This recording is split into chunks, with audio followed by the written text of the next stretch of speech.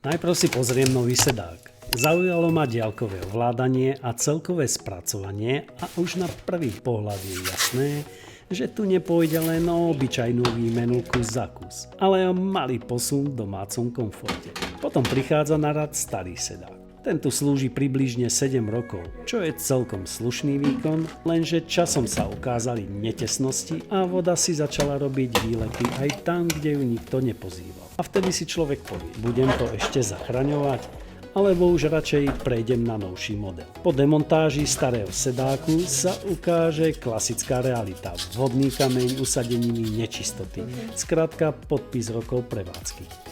Takže najprv poriadne vyčistiť, aby nový sedák neprišiel na stavenisko, ale na pripravené miesto. Po inštalácii platničky sedáka následne ide dole staré prípojné potrubie a montujeme nové napájanie aj filtre. Všetko pekne nachystať, tak aby to fungovalo spoľahlivo a bez improvizácie v štýle nejako to hádam vydrží. Nový sedák sa potom jednoducho nacvakne na pripravenú platničku. A to je veľmi praktické riešenie, lebo keď bude treba údržbu alebo čistenie, dá sa kedykoľvek zložiť bez zbytočného rozoberania polovice toalety.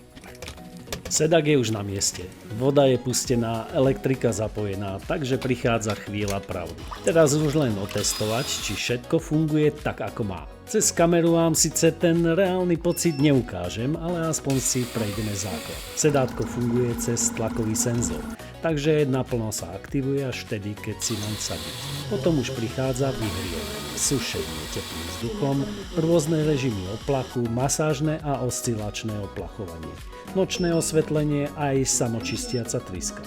Veľké plus je aj diaľkové ovládanie na magnetickom držiaku na stene, takže ho máte pekne po ruke.